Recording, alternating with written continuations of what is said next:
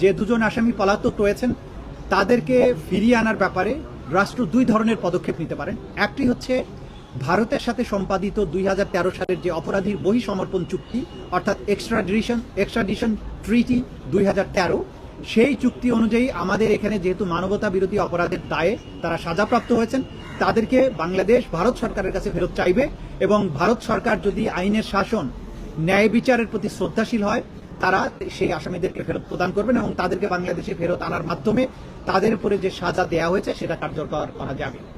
দ্বিতীয় যে প্রক্রিয়া আছে সেটি হচ্ছে যে ইন্টারপোলের মাধ্যমে, যেহেতু একটি বাংলাদেশের একটা ট্রাইব্যুনাল থেকে উপযুক্ত আদালতের থেকে তাদের মৃত্যুদণ্ড প্রদান করা হয়েছে, তাদেরকে ইন্টারপোলের মাধ্যমে গ্রেপ্তার করে বাংলাদেশে এনে সেই সাজা কার্যকর করা যেতে পারে। এই ব্যাপারে বাংলাদেশের স্বরাষ্ট্র মন্ত্রণালয়, পররাষ্ট্র মন্ত্রণালয় সম্মিলিতভাবে প্রয়োজনীয় ব্যবস্থা গ্রহণ করবেন।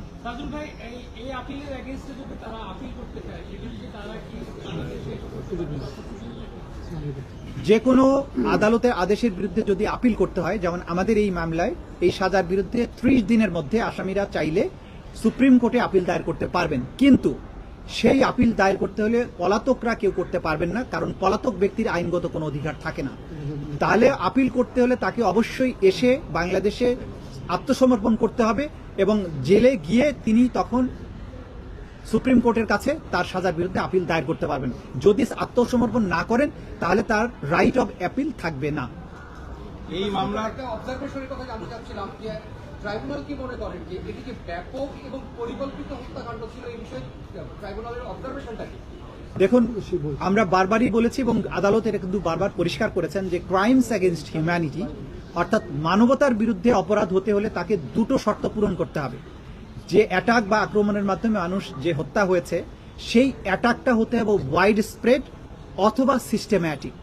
আদালত এখানে তার ফাইন্ডিং দিয়ে বলেছেন জুলাই আগস্ট 2024-এ বাংলাদেশের ছাত্র জনতার উপরে যে অ্যাটাকটা করা হয়েছিল সেই অ্যাটাকটা হয়েছিল নিরস্ত্র সিভিলিয়ানদের উপরে, নাম্বার 1। নাম্বার 2, এটা ছিল ওয়াইড স্প্রেড, ব্যাপক মাত্রায় আক্রমণ, কারণ বাংলাদেশের almost every part of the country এই অ্যাটাকটা পরিচালিত হয়েছে। দ্বিতীয়ত যেটা তারা বলেছেন যে ওয়াইড স্প্রেড হওয়ার পাশাপাশি এই অ্যাটাকটা ছিল সিস্টেম্যাটিক, কারণ রাষ্ট্রের টপ র্যাঙ্কিং থেকে একদম কমান্ড এসে নিম্ন স্তর পর্যন্ত কমান্ড পৌঁছেছে এবং রাষ্ট্র সম্পূর্ণভাবে সম্পৃক্ত হয়ে এই অপরাধটা করেছে, সিস্টেম্যাটিক। এবং এইটা তারা করেছেন তাদের সম্পূর্ণ জ্ঞানত, তারা জেনে বুঝে এটা করেছেন।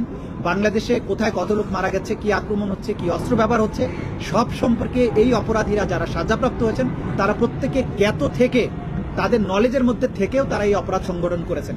সুতরাং ওয়াইড স্প্রেড, সিস্টেম্যাটিক এবং উইথ দি নলেজ, এই সবগুলো শর্ত এই অপরাধের মধ্যে এই শর্তগুলো পূরণ হয়েছে বলেই এটা ক্রাইমস এগেইনস্ট হিউম্যানিটি হিসেবে বিবেচ্য হয়েছে এবং সেই ক্রাইমস এগেইনস্ট হিউম্যানিটির দায়েই তাদেরকে এই শাস্তিটা দেওয়া হচ্ছে। একটা বিষয় সেটা হলো যে এই বিচারের ক্ষেত্রে বিভিন্ন সময়ে আসামিদের সরাসরি তারা না থাকলেও বলার চেষ্টা করেছেন বিচারের অস্বচ্ছতা এবং তারা রাজনৈতিক প্রতিহিংসার শিকার, বিশেষ করে আপনারা যারা এখানে আছেন বিগত সরকারের সময় আপনারা অপরপক্ষে ছিলেন। এক, দ্বিতীয় হলে এই বিচার চলার সময় বা পুরো বিচার কার্যের সময় আপনারা কোনো ধরনের হুমকি ধামকি থ্রেট এ ধরনের মুখোমুখি হয়েছেন কিনা, কোনো চাপ পেয়েছিলেন কিনা, আজকে যেহেতু রায় হয়ে গেছে এই ব্যাপারে আপনি বলবেন কিনা? দেখুন, ইতিমধ্যে কিন্তু আদালত তার অবজারভেশনে বলেছেন যে এই আসামিরা বিচার চলমান থাকা অবস্থায় মামলার সাক্ষী, বিচারক এবং ট্রাইব্যুনালের সাথে সংশ্লিষ্টদেরকে হত্যা করার, তাদের বাড়িঘর জ্বালিয়ে দেওয়ার হুমকি দিয়েছিলেন এবং সেই দায়ে কিন্তু আসামি শেখ হাসিনার 6 মাসের কারাদণ্ড হয়েছে। সুতরাং এটা প্রমাণিত আদালতের মাধ্যমে যে তারা হুমকি দামকি দিয়েছিলেন, কিন্তু বাংলাদেশের জনগণ, এই প্রশাসন, এই বিচারের সাথে সম্পৃক্ত কেউই এই হুমকিতে ভয় পাননি। তারা তাদের প্রতি আইন সম্মত উপায়ে যে দায়িত্ব অর্পিত হয়েছিল তারা সেটা পালন করেছেন এবং তার প্রতিফলন আজকের রায়। এই বিচার সম্পূর্ণ স্বচ্ছভাবে পরিচালিত হয়েছে। কোনো কর্নার থেকে, ইভেন স্টেট ডিফেন্স লয়ার থেকেও এই বিচারের স্বচ্ছতা নিয়ে, এই বিচারে কোনো ইনজাস্টিস হয়েছে, কোনো জায়গায় মিথ্যা সাক্ষ্য দেওয়া আছে, এই অভিযোগ কেউ কখনো করেনি, করতে পারবেও না।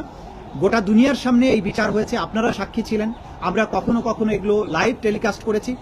পৃথিবীর সবার কাছে আমাদের ওপেন চ্যালেঞ্জ, এই বিচার প্রক্রিয়া স্বচ্ছ ছিল, নিরপেক্ষ ছিল, প্রত্যেকেই আইন অনুযায়ী কাজ করেছেন এবং এইখানে যে কোয়ালিটির এভিডেন্স দাখিল করা হয়েছে, আমরা আবারও চ্যালেঞ্জ করছি, দুনিয়ার যে প্রান্তে খুশি সেখানে যান, যে কোনো আদালতে এভিডেন্স দিয়ে হাজির করেন, এই অপরাধীদের একই ধরনের শাস্তি হবে বলে আমরা বিশ্বাস করি। মাননীয় চিফ প্রসিকিউটর, একটি প্রশ্ন, আজকে যে রায়টি হলো, এই রায়টি জুলাই আগস্টের অন্য যে মামলাগুলো সেগুলোর ক্ষেত্রে রেফারেন্স হিসেবে বিচারকে ত্বরান্বিত করবে কিনা, সহযোগী হবে কিনা?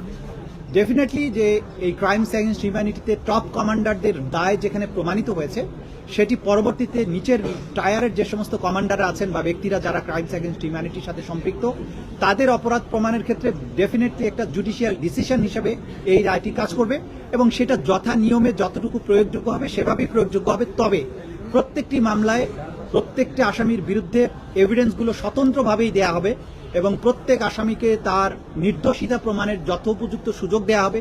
তিনি চাইলে তার নির্দোষিতা প্রমাণের জন্য তার ডিফেন্স উইটনেসকে আনতে পারবেন, ডিফেন্স ডকুমেন্ট প্রডিউস করতে পারবেন।